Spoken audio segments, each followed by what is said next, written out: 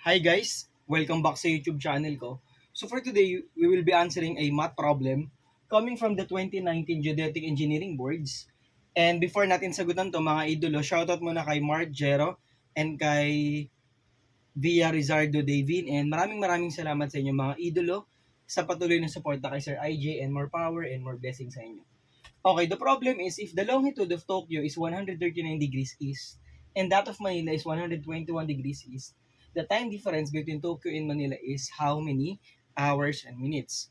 So, ang pinaka main concept lang naman dyan mga Lodi Cakes, sa isang complete rotation or that is equivalent to 360 degrees, um, yung Earth mako-cover yan in 24 hours. Okay, for one complete rotation mga idolo. Okay, so ito lang naman yung pinaka-main na tatandaan natin. So, ibig sabihin yan, kapag dinivide natin both sides by 24, so, ang 360 divided by 24 is equal to 15 degrees. So, for every 1 hour, that is equivalent to a 15 degrees difference, mga Lodi Cakes. Kung i-convert naman natin to sa minutes, alam natin na ang 1 hour is equivalent to 60 minutes. So, we have 60 minutes is equal to 15 degrees. Dividing both sides by 15, ibig sabihin pala, Sir IJ, ang 1 degree difference is equivalent to 4 minutes. So, ito lang naman yung pinakatatandaan dyan, mga idolo.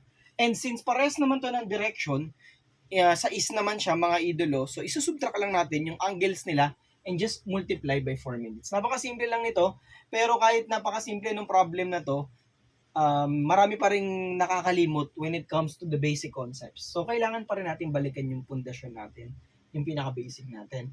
So, computing for the difference, we have 139 degrees minus 121 degrees. So, we have 18 degrees. Kaya lang ang sinabi, ano yung time difference between Tokyo and Manila?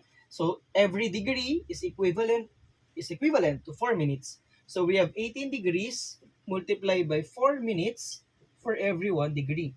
So I'm just using dimensional analysis here. It will cancel out the degrees. 18 times 4, that is 72 minutes.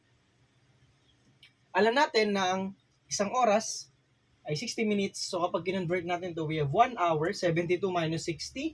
Okay, that is correct. So the final answer for this very basic board problem is 1 hour and 12 minutes, which is letter D.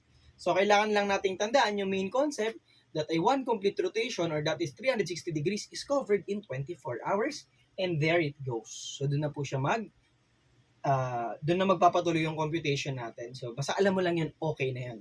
And if ever you have questions or clarifications, wag po kayo mahiya mag-question or mag-comment sa video na to, and I hope you all the best mga Lodi Cakes, and maraming salamat sa mga patuloy na sumusuporta sa YouTube channel natin, sa TikTok, sa FB page, even down sa main profile natin.